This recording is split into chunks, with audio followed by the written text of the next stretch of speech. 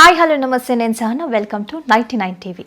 పిల్లలు ఎదిగే వాతావరణం వాళ్ళ మానసిక ఆరోగ్యం మీద ఎలాంటి ప్రభావం చూపిస్తుంది, అలాగే వాళ్ళు పెరుగుతున్న ఆ దశలో జరుగుతున్న ఇన్సిడెంట్స్ అన్నీ వాళ్ళు నేరస్తులుగా మారటానికి ఏ విధంగా ప్రభావితం చేస్తాయి, అలాగే ఇప్పుడున్న యువత ఎక్కువగా సోషల్ మీడియాకి అడిక్ట్ అవుతూ ఉంటారు. ఈ సోషల్ మీడియా అనేది మానసిక ఆరోగ్యం మీద ఏ మేర ప్రభావం చూపిస్తుంది, డిప్రెషన్కి వెళ్ళడానికి కారణాలేంటి, పిల్లలు చదవకపోయినా అల్లరి చేసినా కూడా పేరెంటింగ్ విషయంలో పేరెంట్స్ తీసుకోవాల్సిన జాగ్రత్తలు ఏంటి, పూర్తి వివరాలు మనం ఈ వీడియోలో తెలుసుకునే ప్రయత్నం అయితే చేద్దాం. ప్రస్తుతం మనతో పాటు ప్రముఖ psychologist, social activist Nadimpalli Yamuna Pathak గారు ఉన్నారు. మేడం నమస్కారం. నమస్తే. బాగున్నారా? Very much ma'am. First of all అసలు సైకాలజీ అన్నది చాలా పెద్ద టాస్క్. సైకాలజిస్ట్గా అసలు మీరు ఈ ఫీల్డ్ని ఎందుకు ఎంచుకున్నారు, ఈ ఫీల్డ్ని ఎంచుకోవడానికి కారణాలు ఏంటి, అసలు ఆసక్తి ఎలా కలిగింది మీకు? నమస్తే అండి.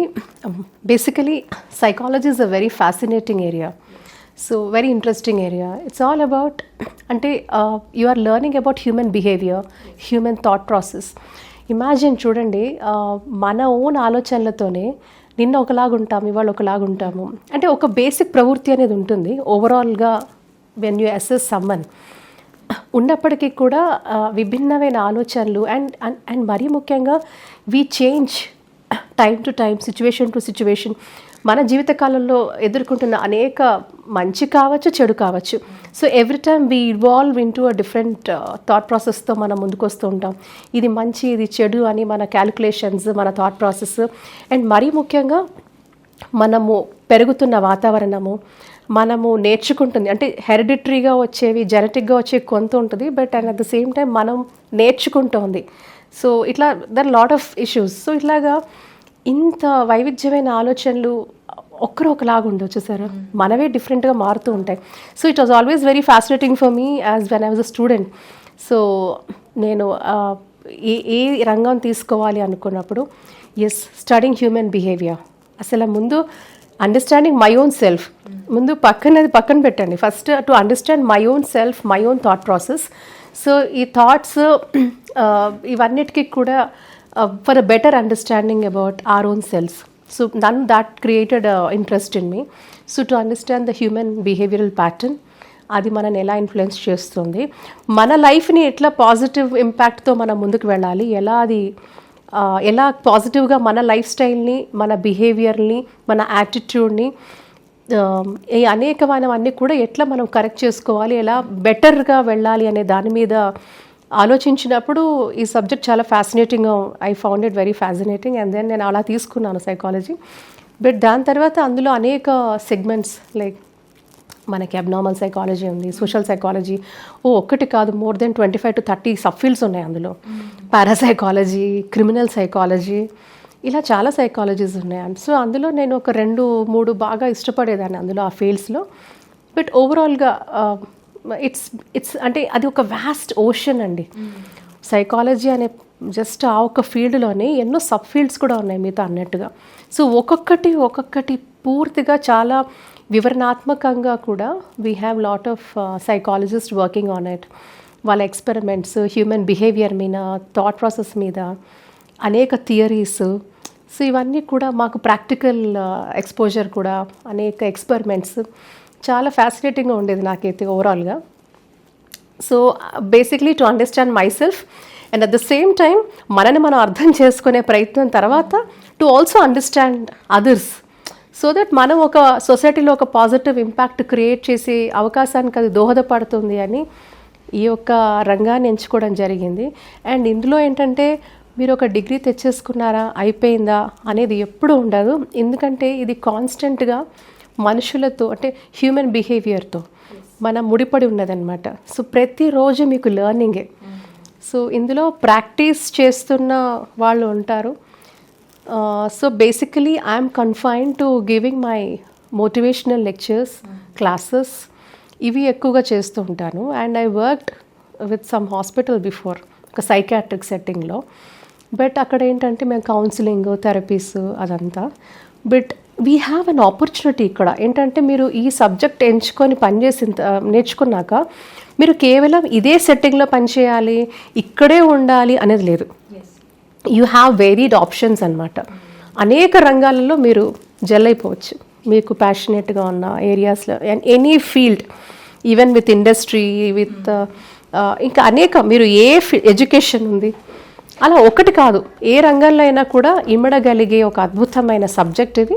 There is so much of learning అవకాశాలు దీనికి ఉంటాయి, నేర్చుకునే అవకాశాలు ఉంటాయి. సో నా వరకైతే నేను ఆల్మోస్ట్ 4 కాంటినెంట్స్లో నేను డిఫరెంట్ సెషన్స్ కూడా తీసుకున్నాను. కౌన్సిలింగ్ సెషన్స్ తీసుకున్నాను, 1-to-1 సెషన్స్ చేస్తాను పిల్లలతో కూడా. లైక్ నా సర్కిల్లో ఉన్నవాళ్ళు పిల్లలు వస్తూ ఉంటారు, వాళ్ళ పేరెంట్స్ తీసుకొస్తూ ఉంటారు. అది కాకుండా I go to government schools. So వాటిల్లో వెళ్ళి అక్కడ కొద్దిగా వీళ్ళు అంటారు కదా మా పిల్లలు అస్సలు చదవటం లేదు, లేకపోతే ఇక్కడ కొంచెం పూర్ పెర్ఫార్మెన్స్ ఉంది అంటే, నేను అస్సలు ఫోర్స్ని ఇష్టపడను. అంటే అసలు పిల్లలు ఇప్పుడు చదవట్లేదని, అల్లరి చేస్తున్నారని, మాట వినట్లేదని ఎన్నో కంప్లైంట్స్ ఉంటాయి పేరెంట్స్కి. వాళ్ళు ప్రయత్నించిన తర్వాత కూడా వాళ్ళు ఇంకా వాళ్ళ వల్ల అవ్వదు అని అన్నప్పుడు ఖచ్చితంగా డాక్టర్ని సంప్రదిస్తారు. మరి అలాంటి పిల్లల్ని మీరు ఏ విధంగా హ్యాండిల్ చేస్తారు? ఓకే అండి, ఇందులో డిఫరెన్స్ తెలుసుకోవాలి. డాక్టర్స్ అంటే సైకాట్రిస్ట్. సో వాళ్ళు రెగ్యులర్ ఎంబీబీఎస్ చేసి, ఎంబీబీఎస్ తర్వాత స్పెషలైజేషన్, ఎండీలో స్పెషలైజేషన్స్ ఉంటాయి కదా అనేక రంగాలలో విభిన్న ఫీల్డ్స్లో, అందులో సైకాట్రీ కూడా ఉంటుంది. సో వీళ్ళకి they have a MBBS degree with MD in psychiatry. ఇది వాళ్ళు they can prescribe medicines, they can treat with medicines and other ఇదన్నమాట మెడికల్ పరంగా. What psychologist do and what counsellors do, వీళ్ళకి కూడా compulsory like for example we have a graduation psychology, post graduation, MPhil, తర్వాత దీనిలో ఫర్దర్గా కూడా PhDs ఉంటాయి, post PhDs ఉంటాయి. ఇందులో కొన్ని ఏరియాస్లో కూడా మనం స్పెషలైజ్ చేయొచ్చు, ఇట్లా ఉంటుంది. అండ్ ఆల్సో కౌన్సిలింగ్ వాటి మీద కూడా అనేక కోర్సెస్ ఉన్నాయి. So we do lot of courses and all that.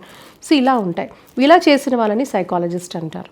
So compulsory వీళ్ళ ఫార్మల్ ఎడ్యుకేషన్ బ్యాచిలర్స్ డిగ్రీ ఉంటుంది, పోస్ట్ గ్రాడ్యుయేషన్ డిగ్రీ ఉంటుంది.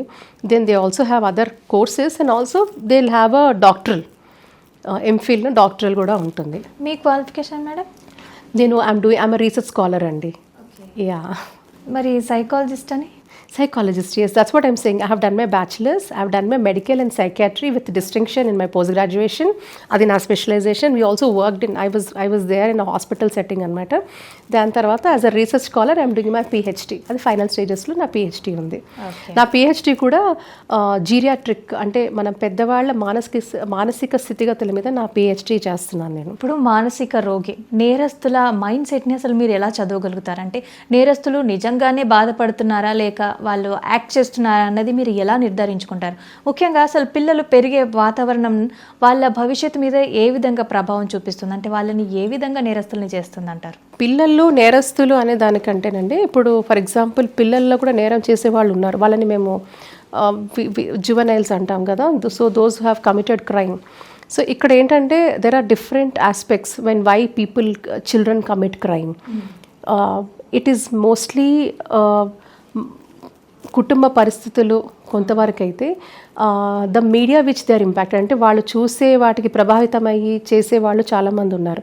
అంటే వాళ్ళకి క్రైమ్ అంటే బేసిక్గా ఇంటెన్షనల్ క్రైమ్ అనేది కొంతవరకు, అంటే మళ్ళీ మనం ఏజ్ గ్రూప్ చూద్దాం. మన దాంట్లో పిల్లలు అనేసరికి జువెనైల్స్గా ఎంతవారు గుర్తిస్తారు అంటే 18 years లోపలే. కానీ అందులో కూడా అంటాను, ఇప్పుడు 18 అంటే ఆల్మోస్ట్ చూడండి 15-16 తర్వాత కూడా వాళ్ళల్లో ఒక ఆలోచన పరిణితి అనేది పెరగడము, వాళ్ళు కూడా ఒక అడల్ట్ ఫామ్లో, అంటే దే ఆర్ లైక్ గ్రోయింగ్. ఈ రోజుల్లో ఈ వయసులో ఉన్న వాళ్ళు క్రైమ్ చేయడం చాలా ఎక్కువైపోయింది. ప్రాబబ్లీ ఎక్స్పోజర్, నెగటివ్ ఎక్స్పోజర్, వాళ్ళ మీద ఉన్న నెగటివ్ ఎక్స్పోజర్. ఫర్ ఎగ్జాంపుల్ అనేక సందర్భాలలో టీనేజ్ పిల్లలు, దో ఆర్ ఇన్ టీన్స్, వాళ్ళు ఎందుకు నువ్వు క్రైమ్ కమిట్ చేసావు, ఈవెన్ రేప్స్ కమిట్ చేశారు. మైనర్ హువర్స్ అంటే 18 లోపల ఉన్న వాళ్ళని మనం మైనర్ అంటాం. వీళ్ళు కూడా అత్యాచారాలు చేయడము, చాలా అట్రాసిటీస్ కమిట్ చేయడం అనేది ఏమవుతుందంటే, వీళ్ళకి ఏంటంటే under certain kind of addiction, ఏదైనా లేకపోతే ఫర్ ఎగ్జాంపుల్ ఏదైనా ఆల్కహాల్ కానివ్వండి, డ్రగ్ అబ్యూస్ కానివ్వండి, సబ్స్టెన్స్ అబ్యూస్ అంటాం, దీంట్లో వాళ్ళు తప్పులు చేయడము, క్రైమ్ కమిట్ చేయడం, సీరియస్ అఫెన్సెస్ చేయడం కూడా చూస్తూ ఉన్నాం. ఎందుకంటే వాళ్ళని గైడ్ చేసే వాళ్ళు లేకపోవడం. పియర్ గ్రూప్ ఇన్ఫ్లుయెన్స్ కూడా ఒకటి చాలా దోహదపడుతుంది. అంటే వాళ్ళు పెరుగుతున్న టైంలో వాళ్ళతో ఉన్నవాళ్ళు ఎటువంటి వాళ్ళు, వాళ్ళ స్నేహితులు, వాళ్ళతో ఉన్నవాళ్ళు పియర్ గ్రూప్ అంటాం. సో ఆ పియర్ గ్రూప్ ఇన్ఫ్లుయెన్స్ వల్ల కూడా వీళ్ళు ఒకవేళ అది చెడు సావాసం అయితే వాళ్ళ మీద ఎట్లా ఇంపాక్ట్ అవుతుంది. ఇప్పుడు మీరు చూసారు ఈ మధ్యకాలంలో కూడా ఒక అమ్మాయి కోసమని వీళ్ళు ఫ్రెండ్స్ అంతా కూడా కలిసి వాళ్ళు తాగి డ్రగ్స్ వాడి ఆ అమ్మాయిని రేప్ చేసి చంపేసిన పరిస్థితులు రీసెంట్గా మనం చాలా ఇట్లాంటి కథనాలు మనం విన్నాం. ఇవన్నీ కూడా ఏంటంటే and what is that they are influenced. వాళ్ళు మనం ఏదైతే ఈ ఎక్స్పోజర్ ఏంటంటే మీకు ఓటీటీ లాంటి ప్లాట్ఫామ్స్, సోషల్ మీడియాలో నియంత్రణ లేకపోవడము, ఒక హద్దు లేకపోవడము, వీళ్ళని గైడ్ చేసే పరిస్థితులు లేకపోవడము, ఇది తప్పు ఒప్పు అని చెప్పే వాళ్ళు లేకపోవడము. సో ఇటువంటివన్నీ కూడా ఒక క్రైమ్ చేయడానికి వాళ్ళకి ఆస్కారం ఎక్కువైపోయింది. చాలా చూసాం, డెలిబరేట్గా చంపేశారు, ఇంత హారబుల్గా చంపేశారు అమ్మాయిల్ని. సో మరి వీళ్ళని మైనర్గా చూద్దామా లేకపోతే వీళ్ళని పెద్దవాళ్ళగా చూద్దామా అంటే సో మనకి కూడా అండర్ ద ఐపీసీ చాలా కూడా వాళ్ళని జువెనైల్గా ఇచ్చేసి వీళ్ళు మైనర్ అని వాళ్ళ శిక్షలు కూడా తక్కువ ఉంటాయి. ఇంకొకటి when they are sent to this correctional homes, అక్కడ కూడా ప్రాపర్గా మళ్ళీ ఎందుకు వాడు చేయబడ్డాడు, వాడు ఎందుకు అట్లా చేశాడని దాని మీద కూడా ఇంకా చాలా రీసెర్చ్ రావాలంటాను. ఇప్పుడు why are they sent to juvenile homes, వాడు అక్కడ మానసిక ప్రవృత్తి కోసం వాళ్ళని పంపిస్తున్నారు, కానీ వాడి మానసిక ప్రవృత్తిలో మార్పు వచ్చిందా లేదా అనేది ఆ డయాగ్నోస్ చేయడము ప్రాపర్గా ఎక్స్పర్ట్స్తో like you need to have proper medical expert. అంటే ఇప్పుడు సైకాట్రిస్టులు, సైకాలజిస్టులు, కౌన్సిలర్లు, సో ఇట్లాంటి వాళ్ళు వాళ్ళ బిహేవియర్ని అనలైజ్ చేయాలి. అలాంటిది మీరు మ్యాక్సిమం ఎక్కువ మనకు కనపడదు. ప్లస్ ఇంకొకటి ఏంటంటే దీని మీద డేటా లేదు, రీసెర్చ్ లేదు. సో నేర ప్రవృత్తి మైనర్లలో పెరుగుతున్న నేర ప్రవృత్తి ఎందుకు పెరుగుతోంది, వాళ్ళ నేపథ్యం ఏంటి, వాళ్ళ పెరిగిన వాతావరణం ఏంటి, ఒక కేస్ స్టడీస్గా తీసుకోవాల్సిన అవసరం ఉంది. ఈ కేస్ స్టడీస్ మన దగ్గర జరగటం లేదు. అది నాట్ ఓన్లీ పిల్లల విషయంలో, ఈవెన్ గ్రోయింగ్ క్రైమ్ రేట్, ఇప్పుడు పెద్దవాళ్ళల్లో కూడా అడల్ట్లో కూడా ఒక కమిట్ క్రైమ్, వీళ్ళు వెళ్తున్నారు అంటే బెయిల్ తీసుకొని బయటకు వచ్చేస్తున్నారు, వాడు ఎక్కడ లోపల ఉండటం లేదు. ఉన్న వాళ్ళది కూడా అసలు ఎందుకు చేస్తున్నారు ఈ క్రైమ్స్ని, ఆ కాంట్రిబ్యూటింగ్ ఫ్యాక్టర్స్ అంటాం. ఆ ఒక క్రైమ్ చేసినప్పుడు ఆ కాంట్రిబ్యూట్ చేసే ఫ్యాక్టర్స్ ఏమేమి ఉన్నాయి, ఏ నేపథ్యంలో వాళ్ళు క్రైమ్ చేయాల్సి వచ్చింది, ఎందుకు చేశారు అనే దాని మీద ఒక ప్రాపర్ డేటా అనేది మనకి లేకపోవడం నిజంగా బాధాకరం. ఒకప్పుడు అయితేనండి సోషో ఎకనామిక్ స్టేటస్ అంటే వాళ్ళు వచ్చిన ఎటువంటి బ్యాక్గ్రౌండ్తో వాళ్ళు వచ్చారు అనేది చూసేవాళ్ళు, తర్వాత ఎకనామిక్ స్టేటస్ చూసేవాళ్ళు, లిటరసీ చూసేవాళ్ళము, ఇవన్నీ పారామీటర్స్ అన్నమాట. సో ఓకే, చాలా కూడా డబ్బు లేదు, చాలా కష్టపడి చాలా నష్టాల్లో ఉండి, సో అండ్ చాలా వరకు పేరెంటింగ్ సరిగ్గా ప్రాపర్ పేరెంటింగ్ లేని వాళ్ళు, అంటే బ్యాడ్ పేరెంటింగ్, అక్కడ తల్లి తండ్రి లేకపోవడము, లేకపోతే వాళ్ళు సరిగ్గా చూసుకోకపోవడము. ఇంకొకటి ప్రధానంగా చూసేది అబ్యూజ్ అంటాం. అంటే వీళ్ళ మీద ఏదైనా ఫిజికల్గా వీళ్ళ మీద ఏదైనా దాడి జరగడము, మానసికంగా వీళ్ళని abuse చేయబడ్డము.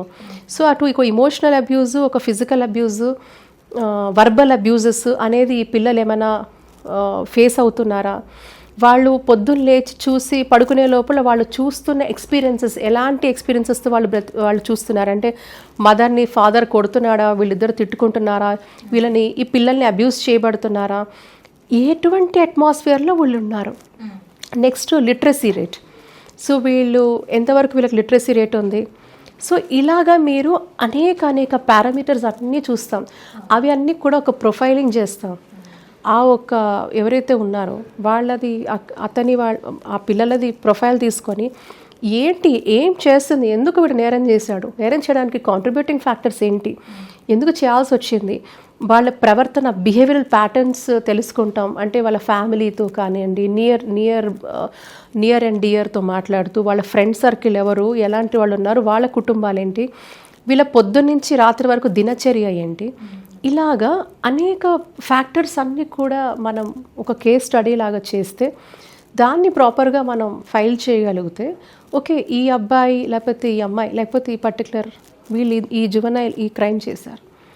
So where is the data, ఏదైనా డేటా అంటే సంథింగ్ ఏదైనా రిపోర్ట్ అవుతే ఒక మీడియాలో వచ్చేస్తుంది వెళ్ళిపోతుంది, but what is the data ఎక్కడ పోతుంది, డేటా ఎందుకు అవ్వటం లేదు, అండ్ దీని మీద ఒక రీసెర్చ్ జరగాలంటాను. So that's how even educationalist, psychologist ఇట్లాంటి వాళ్ళంతా ప్రాపర్గా కూడా గవర్నమెంట్ దీనికోసం కాన్స్టిట్యూట్ చేసి ఓకే, అప్పుడు వెన్ వీ కమ్ టు ఒక నిర్ధారణకు వస్తాం, ఏ ఫ్యాక్టర్స్ కాంట్రిబ్యూట్ చేస్తున్నాయి ఈ క్రైమ్, పిల్లలలో ఈ క్రైమ్ పెరగడానికి మీరు తగిన రీసెర్చ్ డేటా కలెక్ట్ చేస్తేనే సైంటిఫిక్గా, అప్పుడు మీరు you can come to an analysis. Okay, ఈ ఫ్యాక్టర్స్ వల్ల పిల్లలు ఈ టైంలో ఇంత ఏజ్ వాళ్ళు ఇలాగా ఈ క్రైమ్ చేస్తున్నారు, ఇది నేపథ్యం అన్నప్పుడు ప్రభుత్వాలు కూడా హోలిస్టిక్గా they can come out with certain different programmes.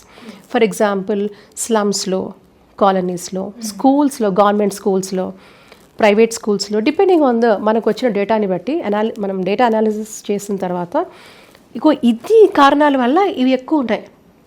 కాబట్టి మనం ఏం చేయొచ్చు, ప్రభుత్వ పరంగా వాళ్ళు ఏం చేయొచ్చు. తర్వాత ఇప్పుడు ఫర్ ఎగ్జాంపుల్ ఇట్లా మన మీడియాలో ఇప్పుడు మీరు ఇట్లా చేస్తున్నారు, మీరు ఒక ఎడ్యుకేటివ్గా ఒక అవేర్నెస్ ప్రోగ్రామ్స్ చేయొచ్చు, ఎక్స్పర్ట్స్ని పిలవచ్చు. ఇందులోనే నిష్ణాతులైన వాళ్ళు అనేక మంది సబ్జెక్ట్ ఎక్స్పర్ట్స్ ఉంటారు, సైకాలజిస్టులు ఉంటారు, సైకాట్రిస్టులు ఉంటారు, కౌన్సిలర్స్ ఉంటారు.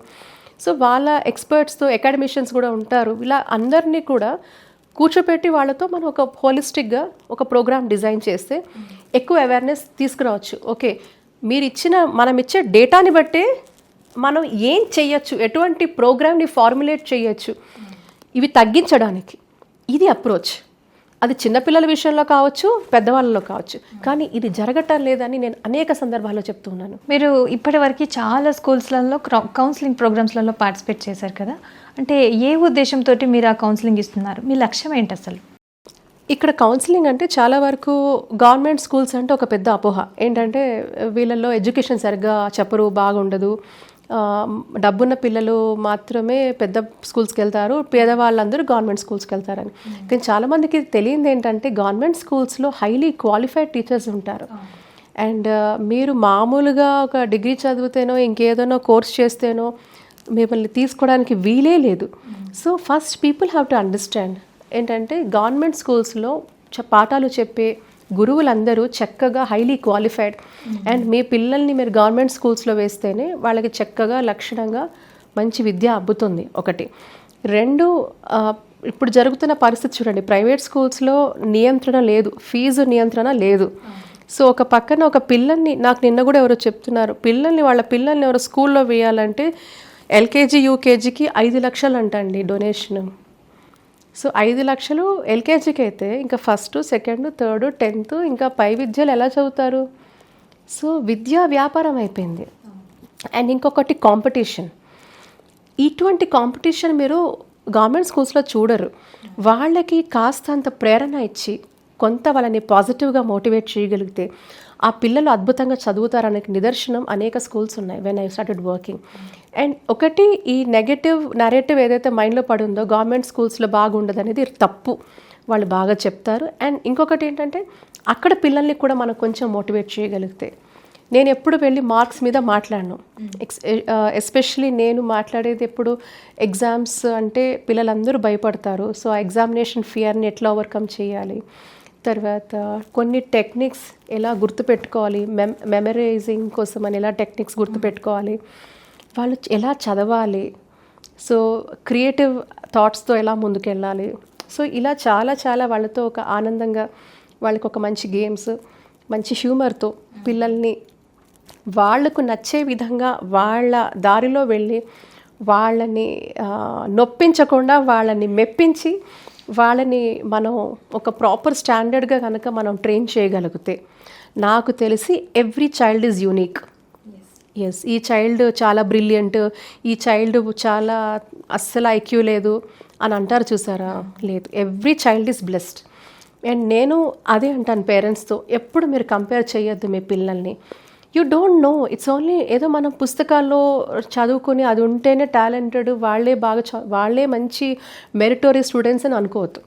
సో పిల్లలు they are brilliant, we have to accept a child. So ఐన్స్టైన్ని వాళ్ళ అమ్మ నమ్మకపోయి ఉండుంటే మనకి ఈరోజు ఇదంతా ప్రపంచం ఇలా ఉండేది కాదు. అది ఒక ఇన్స్పిరేషనల్ స్టోరీ. అది ఎగ్జాక్ట్లీ కదా. మీ అబ్బాయిని మీరు ఇంకా అంతే కదా తీసుకెళ్ళిపోండి అనగానే వాళ్ళమ్మ ఎంత ప్రేరణ ఇచ్చింది. అదే అంటాను, ఫస్ట్ ప్రేరణ తల్లే మొదటి గురువు. సో మన చైల్డ్ అబిలిటీస్ని మనం నమ్మకపోతే పక్కన వాళ్ళు ఎవరు నమ్ముతారు? సో నేనేంటానంటానంటే విద్య వ్యాపారంగా కాకుండా విజ్ఞానంతో, వివేకంతో, వైవిధ్యంగా, చక్కటి మంచి విలువలతో గనక విద్య గనక మనం పిల్లలకి ఆహ్లాదంగా, క్రియేటివ్గా నేర్పించగలిగితే ఎవ్రీ చైల్డ్ స్ట్రెస్ లేకుండా అద్భుతంగా చదువుకుంటారు.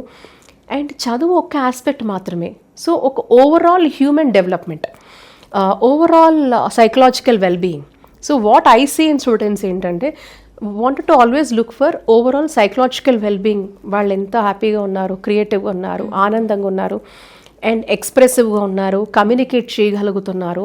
వాళ్ళ ఓవరాల్ పర్సనాలిటీ డెవలప్మెంట్లో మనం చెప్పే టూల్స్ ద్వారా, మనం వాళ్ళకి పిల్లలకి ఏదైతే హెల్ప్ చేస్తామో మనం ఇచ్చే ఆ సాధనాల ద్వారా పిల్లలు తప్పకుండా వాళ్ళు కొద్దిగా కొంచెం స్లో పేస్ ఉన్న వాళ్ళు పిక్ చేస్తారు. కొంత టైం కన్జ్యూమింగ్, కొంతమంది స్లో లెర్నర్స్ ఉంటారు, బట్ ఇట్స్ ఓకే. సో వాళ్ళకి కూడా టెక్నిక్స్ ఉంటాయి, స్లో లెర్నర్స్కి కూడా మనం టెక్నిక్స్ ఉంటాయి.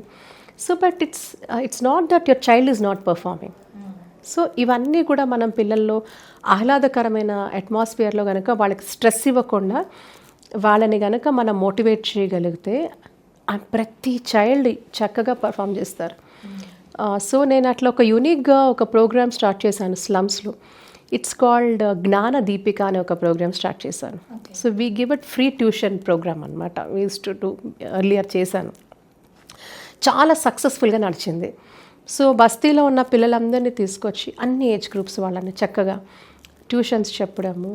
అండ్ ఎంత అంటే వాళ్ళ పెర్ఫార్మెన్స్ ఆఫ్టర్ మా దగ్గర ట్రైనింగ్ అయిన తర్వాత అందరూ క్లాస్ ఫస్ట్, ఫుల్ మార్క్స్. నేనంటాను ఎప్పుడు వాళ్ళతో మార్క్స్ గురించి మాట్లాడను. ఎప్పుడు మీరు ఇన్ని ర్యాంక్స్ తీసుకురావాలి, మీరు తీయకపోతే ఇట్లా ఎప్పుడు చెప్పలేదు.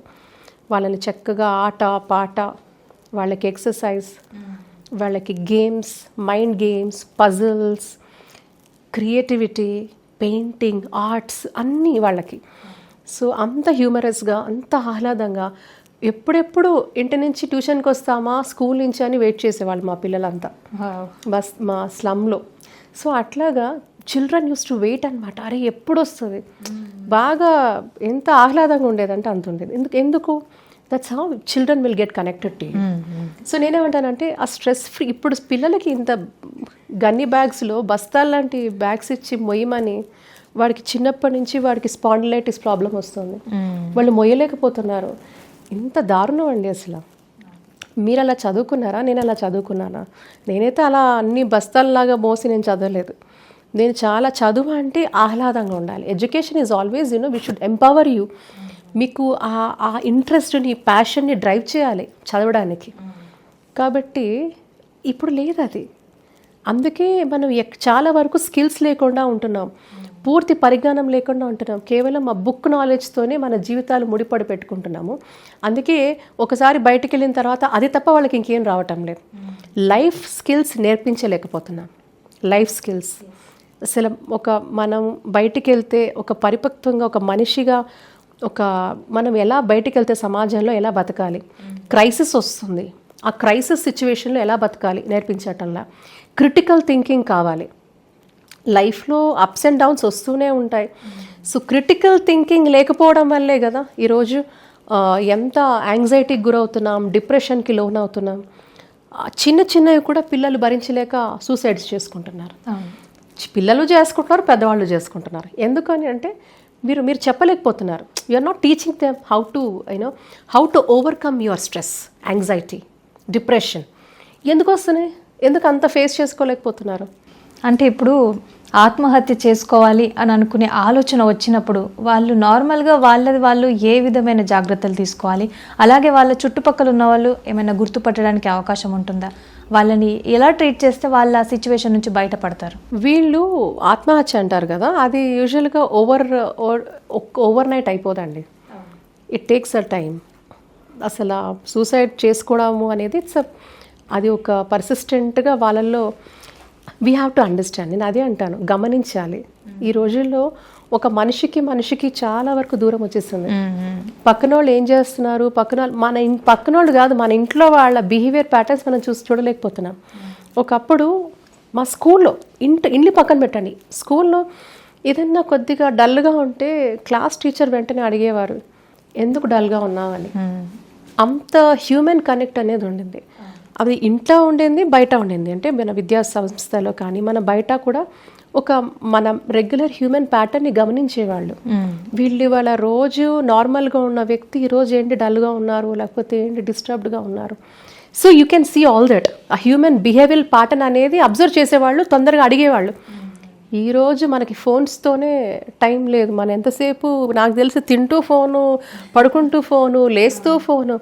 అసలు పక్కన మనిషి ఆవభావాలు చూసి ఎలా ఉన్నారు, బాగున్నారా, బాలేరా, అసలు హ్యూమన్ కాంటాక్ట్, ఆ నర్చరింగే లేకుండా అయిపోయింది, తగ్గిపోయింది చాలా వరకు. So this is one of the major factor. Loneliness, lack of understanding and lack of communication, lack of interpersonal relationships బాగా లేకపోవడము, ఇవన్నీ సూసైడల్ దానికి చాలా చాలా దోహదపడతాయి. And of course if a person is also in to addiction, వాళ్ళకి ఏమైనా drug అబ్యూస్తో కానీ, ఆల్కహాల్ అబ్యూస్తో కానీ, అంటే సబ్స్టెన్స్ అబ్యూస్ అంటాం, దానికి లోనయ్యి ఈ డిప్రెషన్లో ఉన్నప్పుడు దానికి కూడా వాళ్ళు బానిసలు అయితే ఇంకొంచెం తీవ్ర స్థాయిలో అందులోకి వెళ్ళిపోయే అవకాశం ఉంటుంది. అంటే తీవ్రమైన డిప్రెషన్లోకి వెళ్ళిపోయే అవకాశం ఉంటుంది. అండ్ తీవ్రంగా వాళ్ళు డిప్రెషన్లోకి వెళ్ళినప్పుడు వాళ్ళ పక్కన ఎటువంటి సోషల్ సపోర్ట్ సిస్టమ్ లేనప్పుడు, అంటే ఫెమిలియల్ సపోర్ట్, అంటే ఒకటి కుటుంబం నుంచి సపోర్టు, లేదా నియర్ అండ్ డియర్ నుంచి సపోర్ట్ లేకపోవడము, వాళ్ళ లవ్డ్ వన్స్ నుంచి సపోర్ట్ లేకపోవడము, నా అనుకున్న వాళ్ళ నుంచి సపోర్ట్ లేకపోవడము, సోషల్ సపోర్ట్ కూడా లేకపోవడం వల్ల దానికి మించి వాళ్ళకి ఏమైనా సబ్స్టెన్స్ అబ్యూస్ కూడా ఒకవేళ తీవ్ర స్థాయిలో ఉంటే అదొక కారణం అవుతుంది. లేకపోయినా కూడా సూసైడ్స్ చేసుకునే దానికి ఆ ఒక్క క్షణం వాళ్ళని ఆపగలిగితే లైఫ్ విల్ బి డిఫరెంట్. చాలామంది కూడా ఆ ఒక్క క్షణాన్ని వాళ్ళు అధిగమించలేకే చాలామంది సూసైడ్స్ చేసుకుంటున్నారు. ఎందుకంటే they are not able to control that stress. ఒక పరిమితి మించి స్ట్రెస్కి వాళ్ళు లోనైనప్పుడు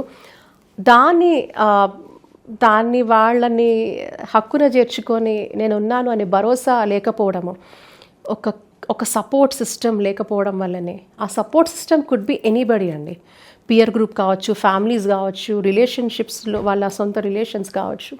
సో ఆ సపోర్ట్ సిస్టమ్ లేకపోవడం వల్లే, వినేవాళ్ళు లేకపోవడం వల్లే ఆ టైంలో కనుక ఆపితే I'm sure lot of lives will be saved.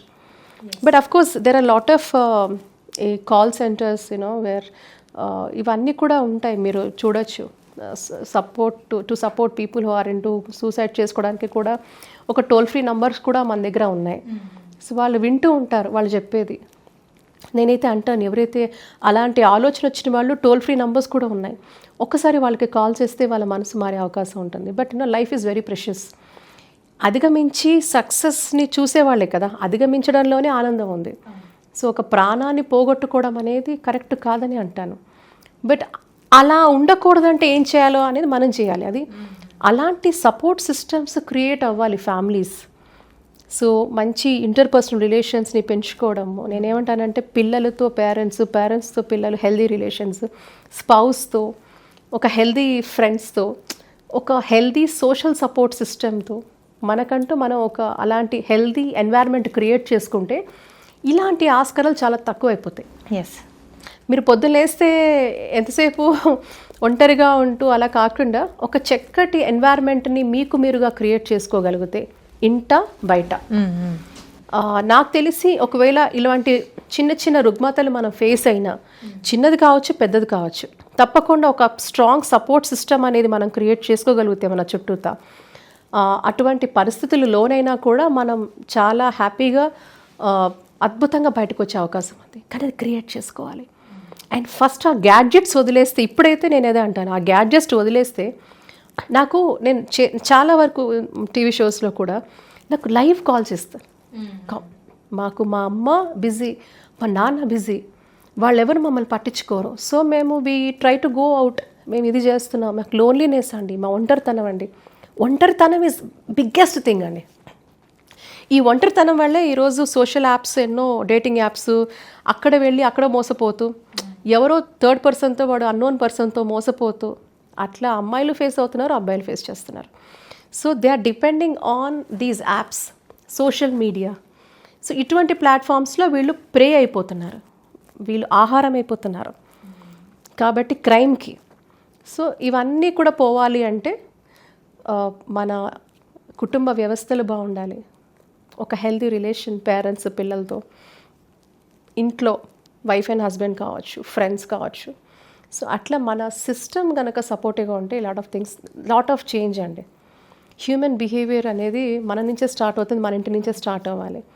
ఎవరో హెల్ప్ అనేది తర్వాత లాస్ట్లో మీరు ఐడెంటిఫై చేసి సైకాలజిస్ట్కో తీసుకొచ్చి, లేదు ఇంకా పెరిగిపోయింది సైకియాట్రిస్ట్ దగ్గరికి వెళ్ళి, చాలా తక్కువ ఇప్పటికీ పెరుగుతోంది కొంత అవేర్నెస్, మెంటల్ హెల్త్ మీద అవేర్నెస్ పెరుగుతుంది. ఇంతకుముందు ఇది లేదు మన దగ్గర.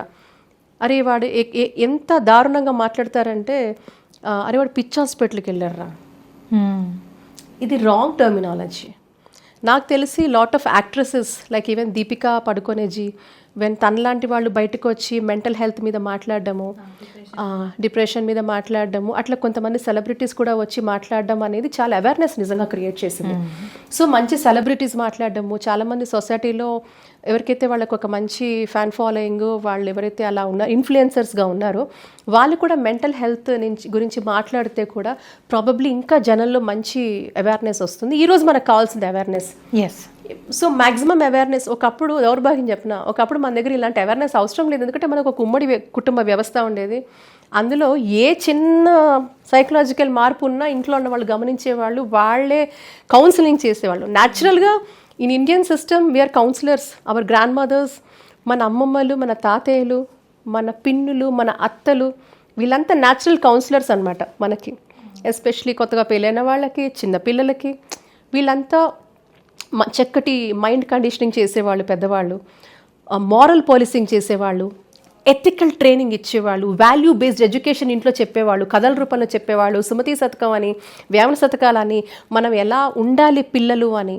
సో ఈ మారల్ పాలిసింగ్ అనేది మన ఇళ్లలో న్యాచురల్గా జరిగింది. మన ఇండియన్ సిస్టంలో, మన ఇండియన్ ఫ్యామిలియల్ సిస్టంలో న్యాచురల్గానే ఇదంతా ప్రాసెస్ ఉండింది. అన్ఫార్చునేట్లీ ఇప్పుడు లేదు కదా. కాబట్టి ఇన్ని ఎక్స్టర్నల్గా మనం కౌన్సిలర్స్ అందరు సపోర్ట్ తీసుకుంటున్నాం, సైకాలజిస్ట్ సపోర్ట్ తీసుకుంటున్నాం. ఇంకా తీవ్రమైన మానసిక రుగ్మతలు అయితే సైకాట్రిస్ట్ దగ్గరికి వెళ్తారు. మెడిసిన్స్, మెడికేషన్ అంటే తీవ్ర స్థాయి స్టేజెస్ ఉంటాయి. Stage 1, stage 2, 3, 4 advance stages. Yes, ఇప్పుడు స్కిజోఫ్రేనియా లాంటివి, లేకపోతే ఇంకా పర్సనాలిటీ డిజార్డర్స్ ఉంటాయి. వాటికి ఖచ్చితంగా అయితే మెడికల్ సపోర్ట్ ఖచ్చితంగా కావాలి, మెడికల్ సపోర్ట్ ఖచ్చితంగా ఉండాలి. So those are all again different domain. So అది గమనించాలి కదా. ఇప్పుడున్న జనరేషన్లో పుట్టిన పిల్లలకి కూడా ఫోన్ అలవాటు అయిపోతుంది. ఎందుకంటే ప్రతి ఒక్కరు బయటకు వెళ్ళి వర్క్ చేయాలనుకుంటారు. వాళ్ళ ఫ్రీ టైంలో కంప్లీట్ టైం వాళ్ళ పిల్లల కోసం అని స్పెండ్ చేయలేక అల్లరి చేస్తున్నారు. ఫోన్ ఇస్తే అందులో వీడియో చూస్తూ, తప్పు. అదే వీడియో చూస్తూ సైలెంట్గా కూర్చుంటారని ఫోన్ అలవాటు చేసేస్తున్నారు. యువత అనే కాకుండా పిల్లలు కూడా ఎక్కువగా ఫోన్ వాడుతున్నారు. చాలా మానసిక సమస్యలని వాళ్ళే కొని తెచ్చుకుంటున్నారు. మరి వాళ్ళందరూ ప్రతి ఒక్కరైతే డాక్టర్ దగ్గరికి వెళ్ళి కౌన్సిలింగ్ అయితే తీసుకోలేరు. మరి ఇప్పుడు ఆన్లైన్ కౌన్సిలింగ్ సిస్టమ్ కూడా ఉంది. ఈ ఏఐ ఆన్లైన్ సిస్టమ్, ఈ ఆన్లైన్ కౌన్సిలింగ్ అనేది మానసిక వైద్య శాస్త్రం మీద, మానసిక సమస్యల మీద ఎలాంటి ప్రభావం చూపిస్తుంది? AI can only help to some extent అండి. ఎందుకంటే యూజువల్గా ఒక సైకాలజిస్ట్ కావచ్చు, లేకపోతే సైకాట్రిస్టులు, కౌన్సిలర్స్ కూడా they spend quality time with the client. Quality time గడుపుతారు, వాళ్ళు అర్థం చేసుకుంటారు వాళ్ళ బిహేవియర్ ప్యాటర్న్స్ ఏంటి, వాళ్ళతో మాట్లాడతారు, వాళ్ళ కుటుంబ సభ్యులతో మాట్లాడతారు, వాళ్ళ నియర్ అండ్ డియర్తో మాట్లాడతారు, సిచ్యువేషన్స్ని రికార్డ్ అన్నీ కూడా ప్రాపర్గా కేస్ స్టడీ చేస్తారు, చెయ్యాలి. సో ఇటువంటివన్నీ మీరు ఏదో చెప్తే అనేది కొంతవరకు ఓవరాల్గా హెల్ప్ చేయొచ్చేమో, అది ఒక అవగాహన కల్పించవచ్చు. కానీ ఫిజికల్గా అయితే తెలుసుకోవాలి. క్లయింట్తో కలిసి ఎవరికైతే ప్రాబ్లం ఉందో వాళ్ళతో కలిసి, వాళ్ళ కుటుంబ సభ్యులతో, వాళ్ళ పియర్ గ్రూప్తో ఖచ్చితంగా మాట్లాడాలి. ఇది ఇన్ పర్సన్ జరగాలి. Yes. And if it is a serious issue, a serious medical issue, psychological illness అయితే దానికి ఖచ్చితంగా మెడికల్ సపోర్ట్ కావాలి. వాళ్ళకి కూడా మెడికేషన్ ఉంటుంది. సో సైకియాట్రిస్ట్ నిర్ధారిస్తారు ఏ స్టేజ్లో ఉన్నారు వాళ్ళు, ఏ పరిణితి దీంట్లో ఉంటుందని. ఇప్పుడు అట్లనే అమెరికన్ సైకియాట్రిక్ అసోసియేషన్ ప్రకారంగా వాళ్ళు నిర్ధారించిన ఏ క్లాస్ ప్రాబ్లం ఉంది, దానికి ట్రీట్మెంట్ ఏంటి, దానికి చేయాల్సింది ఏంటి, మెడికల్ అంటే మెడిసిన్ అంటే సపోర్ట్ ఏంటి, లేకపోతే థెరపీస్ ఏముంటాయి వాళ్ళతో, ఇలా చాలా ఉంటాయి. కాబట్టి mental health is a very very important thing. And దీనికి మనం ఏదో ఆన్లైన్లో అనేది పూర్తిగా నేనైతే అంగీకరించాను. యూ నీడ్ ఆల్సో ఫిజికల్ ఇది అంతా ఉంటుంది, ఖచ్చితంగా ఉంటుంది. అంటే చిన్నగా ఓవరాల్ ఇది అవి వేరు. But when the serious health issues దాన్ని మనం ఇగ్నోర్ చేయకూడదు. మనం అన్నీ కూడా గూగుల్ చూసేసి, లేకపోతే గూగుల్లో, లేకపోతే ఇంకేదో ఏఐ యాప్స్తో అన్నీ జరగవండి. ఇప్పుడున్న జనరేషన్లో డిప్రెషన్ అనేది చాలా కామన్ అయిపోయింది. చిన్న పెద్ద అన్న తేడా లేకుండా చాలామంది డిప్రెషన్ స్టేజ్లో అయితే డిప్రెషన్కి గురవుతున్నారు. మరి అసలు ఈ డిప్రెషన్కి సోషల్ మీడియాకి ఉన్న కనెక్షన్ ఏంటి? సోషల్ మీడియాకి డిప్రెషన్ అంటే అడిక్షన్ అండి. ఫర్ ఎగ్జాంపుల్ గేమింగ్ తీసుకోండి. There are lot of gaming apps. చిన్న పిల్లలు కూడా నాకు తెలిసి చాలామంది పిల్లలు అది లాక్కుంటే వాళ్ళు హిస్టరిక్గా అయిపోవడము, చాలా ఒక భయంకరమైన బిహేవియరు, అరుపులు, కేకలు, ఏడుపు, ఇన్ఫ్యాక్ట్ కొన్ని సూసైడ్స్ కూడా మనం చూసాము. తర్వాత వాళ్ళ వాయిలెంట్ బిహేవియర్ ప్యాటర్నే మారిపోతుంది. సో అది దొరకనప్పుడు వాళ్ళకు ఒక ఇది కూడా జరుగుతుంది. అండ్ అడిక్షన్ అంటారా, సోషల్ మీడియా అడిక్షన్. వాళ్ళు గేమ్స్ కావచ్చు, లేకపోతే డిఫరెంట్ యాప్స్, ఈ రోజుల్లో నంబర్ ఆఫ్ యాప్స్ వచ్చేసాయి. అది లేనప్పుడు వీళ్ళే కాదు, మీరు అన్నట్టుగా వితౌట్ ఏజ్ డిఫరెన్స్ లేకుండా ఆఫీసెస్లో పనిచేస్తూ ఉంటారు. They are addicted. వాళ్ళు కూడా ఆ ఫోన్స్ చూస్తూ పని మీద ఫోకస్ లేదు, ప్రొడక్టివిటీ లేదు. సో అట్లా అనేక రంగాలలో కూడా ఇది వచ్చిన తర్వాత, ఈ సోషల్ మీడియా యాప్స్ ఇవన్నీ వచ్చాక people are become so addicted. So ఎంత అడిక్టెడ్ అంటే వాళ్ళ నిత్య జీవనంలో చేసే బేసిక్ డ్యూటీస్, రెస్పాన్సిబిలిటీస్ కూడా మర్చిపోయేంత, అది ఎఫెక్ట్ అయ్యేంత. సో ఇది చాలా ప్రమాదకరం అంటాను నేనైతే. ఇంకొకటి ఏంటంటే మీ ప్రాపర్ క్రియేటివిటీని చంపేస్తుంది, మీ ప్రొడక్టివ్ టైంని చంపేస్తుంది, మీ రిలేషన్స్ని పాడు చేస్తుంది. అంటే ఇంటా బయట మీరు చేసే దీనివల్ల మీ రిలేషన్స్ పాడైపోతున్నాయి, మీ ప్రొడక్టివిటీ తగ్గిపోతుంది, మీ క్వాలిటీ టైం తగ్గిపోతుంది, మీరు ఫ్యామిలీతో గడిపే టైం తగ్గిపోతుంది, మీ ఫ్రెండ్ సర్కిల్ దూరం అయిపోతున్నారు. టోటల్గా ఓవరాల్ ఒక టైం ఎంత అయిపోతుందంటే మీ దగ్గర ఎవరు ఉండరు, ఏది ఉండదు. అన్ని రకాలుగా సోషలీ, ఎకనామికలీ, ఇమోషనలీ, ఫిజికలీ మీ దగ్గర ఏది ఉండలేని పరిస్థితి. తద్వారా మీరు డిప్రెషన్కి లోన్ అవుతున్నారు. ఇది వన్ ఆఫ్ ద ఫ్యాక్టర్స్. డిప్రెషన్కి చాలా ఫ్యాక్టర్స్ ఉండొచ్చు, కానీ మీరు ఇప్పుడు సోషల్ మీడియా అన్నారు, డిప్రెషన్ అన్నారు. సో మీరు చేసే సోషల్ మీడియాకి మీరు అడిక్ట్ అయ్యడం వల్ల మీరు ఇన్ని కోల్పోతున్నారు. సమాజంలో మీ స్థానము, మీ ఉనికి కూడా మీరు కోల్పోతున్నారు. తద్వారా మీరు డిప్రెషన్లోకి వెళ్తున్నారు. సో మరి దీన్ని ఎలా అధిగమించాలి అంటే మీలో ఉంది. నేనేమంటానంటే ఈ ఫోన్స్ మనం ఎంతవరకు వాడాలి అంతవరకే వాడాలి. ఆ చాటింగ్స్ కానివ్వండి, లేకపోతే సోషల్ మీడియా యాప్స్ కానివ్వండి, ఈ అడిక్షన్ అనేది చాలా వరకు తగ్గించుకొని, మనం ఇంతకు ముందు హాబీస్ అనేవాళ్ళు చూసారా. ఇప్పుడు హాబీస్ అంటే అందరికీ ఫోనే, హాబీస్ ఏం లేవు, ఇప్పుడు ఏమీ లేదు. అప్పుడు డైరీ రాస్తున్నా అనేవాళ్ళు, పాటలు పాడుతున్నా అనేవాళ్ళు, లేకపోతే ఇది అనేవారు. ఈ రోజుల్లో అది ఏం లేదు, ఎంతసేపు ఫోన్లే. సో ఫోనే అంత టైం తినేస్తుంది, మనని మొత్తం తినేస్తుంది, మన జీవితాన్ని మింగేస్తుంది అది. So this is very dangerous. నేనేమంటానంటే create some creative time for yourself. మీరు లేవండి, మీ ఫ్యామిలీతో చక్కగా ఒక వాక్కి వెళ్ళండి, ఆహ్లాదంగా. ఏంటి నీ డే ఎలా గడిచింది, లేకపోతే నువ్వు ఏం చేసావు, లేకపోతే ఏం చేయబోతున్నావు. Have a normal go for a walk. ఏదైనా ఒక అవుట్డోర్ స్పోర్ట్, ఇండోర్ స్పోర్ట్ కానీ అవుట్డోర్ స్పోర్ట్ కానీ ఫ్యామిలీతో కలిసి మింగిల్ అవ్వండి. లేకపోతే మీ నియర్ అండ్ డియర్తో కలిసి మీరు ఒక engagement in a sport activity, any activity, indoor games కావచ్చు, అవుట్డోర్ కావచ్చు. This a physical exercise also. మీరు చేస్తున్న దాంట్లో ఒక ఫిజికల్ ఎక్సర్సైజ్ కూడా ఉండేటట్టుగా మీ రిజీమ్. ఎందుకంటే physical exercise also really helps you. మీ మైండ్ డిస్ట్రాక్ట్ అవ్వకుండా అది కూడా మీకు హెల్ప్ చేస్తుంది. సో ఒక ఫిజికల్ రెజీమ్ మీరు పెట్టుకోండి. దెన్ ఏదో ఒక హాబీ క్రియేట్ చేసుకోండి. మీరు ఖచ్చితంగా నాకు టైం లేదు అనొద్దు, మీరు ఒక హాబీ తప్పకుండా మీకు క్రియేట్ చేసుకోవాలి. అండ్ ఎవ్రీడే మీతో మీరు ఒక 30 నిమిషాలు స్పెండ్ చేయండి, ఖచ్చితంగా స్పెండ్ చేయండి. అండ్ రాయండి, మీరు మీ డేని ఎలా స్టార్ట్ చేశారు, మీకు గోల్స్ ఏంటి, మీ షార్ట్ టర్మ్ గోల్స్ ఏంటి, మిడ్ టర్మ్ గోల్స్ ఏంటి, లాంగ్ టర్మ్ గోల్స్ ఏంటి, మీరు మీ జీవితంలో ఏం సాధించాలనుకుంటున్నారు, మీకు క్లారిటీ ఉండాలి కదా మీ లైఫ్ మీద. సో ఆ గోల్స్కి మనం ఎంతవరకు రీచ్ అవుతున్నాం. గోల్స్ లేని లైఫ్ వ్యర్థం అంటాను నేనైతే. We should all have some goals, some kind of aspirations to go forward. So అట్లా పిల్లలకైనా పెద్దవాళ్ళకైనా. So and at the same time ప్రతిరోజు మీరు మీ కుటుంబ సభ్యులతో కలిసి ఎంత టైం స్పెండ్ చేస్తున్నారు. ఒక్క మీల్ అయినా కలిసి తినండి అంటాను నేను. అది మీ ఇష్టం. బ్రేక్ఫాస్ట్ చేస్తారా, లంచ్ చేస్తారా, డిన్నర్ చేస్తారా. డిన్నర్ అయితే పాసిబుల్ అందరికీ. ఒక మీల్ కలిసి తినండి ఆహ్లాదంగా. No TVs, no social media, no chatting, no phones. So ఖచ్చితంగా నో ఫోన్స్, తినేటప్పుడు నో ఫోన్స్.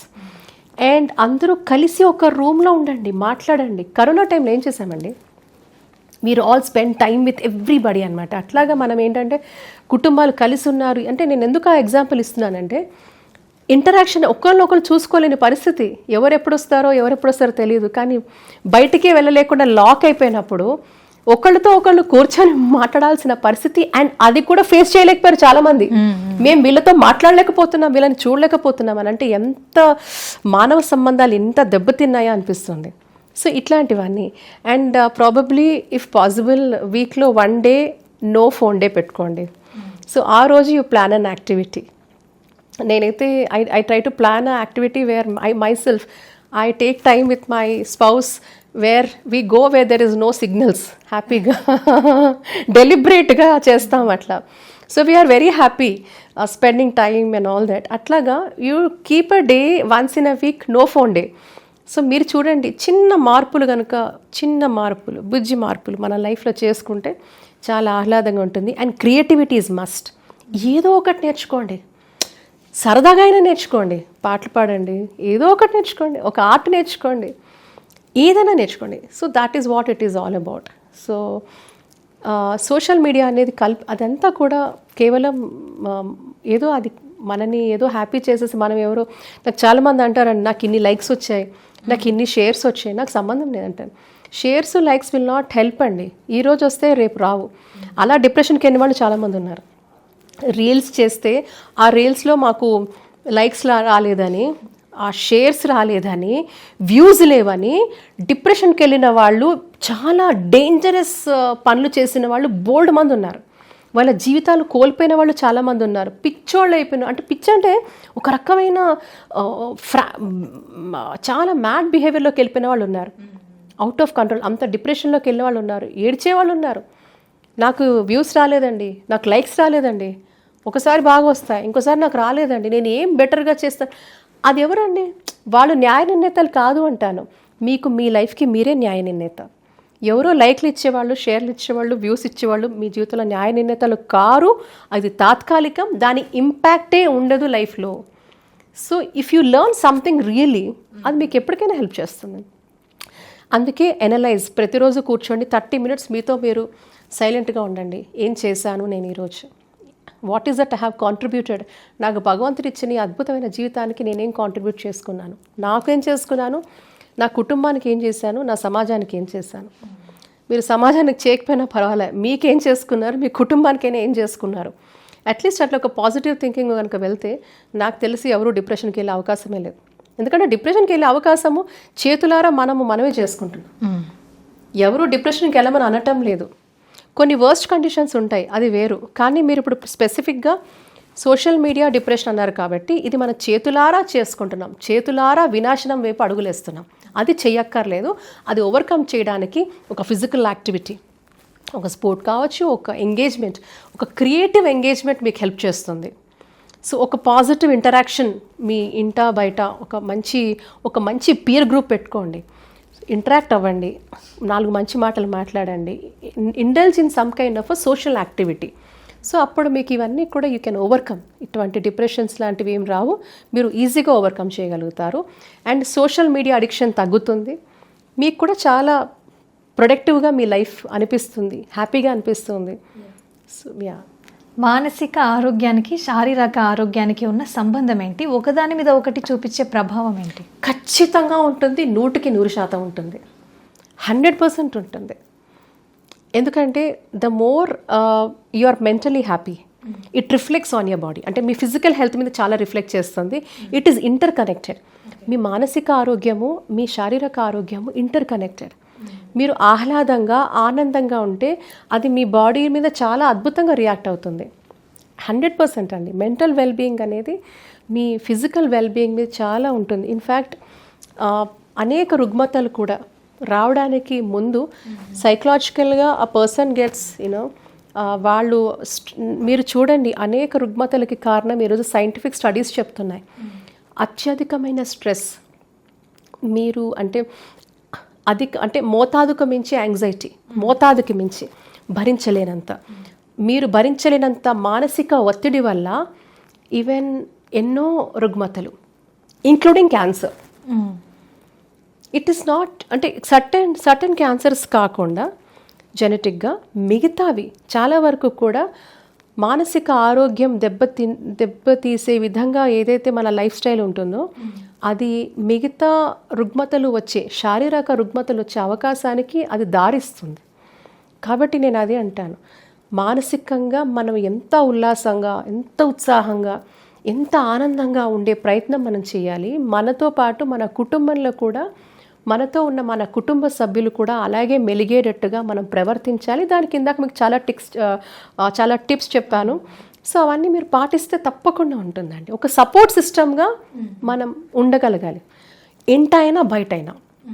సో ఆ support system can create a lot of చాలా పెద్ద మార్పుని తీసుకురాగలుగుతుంది. So that is very very important. So once you have that, it is all done. It is not difficult. It's not difficult. మనం చెయ్యొచ్చు. So చేస్తే చాలా అద్భుతంగా ఉంటుంది. కాబట్టి మన మానసిక హెల్త్, మన శారీరక హెల్త్కి ఖచ్చితంగా దెర్ ఇస్ అ కోరిలేషన్. మీ అమూల్యమైన సమయాన్ని మా కోసం కేటాయించి 99 ప్రేక్షకులకి మంచి ఇన్ఫర్మేషన్ ఇచ్చారు. Thank you so much. నమస్తే, థ్యాంక్ యూ. మరొక స్పెషల్ గెస్ట్తో మళ్ళీ కలుద్దాం. Stay tune with 99 TV. This is Sana signing off. Thanks for watching.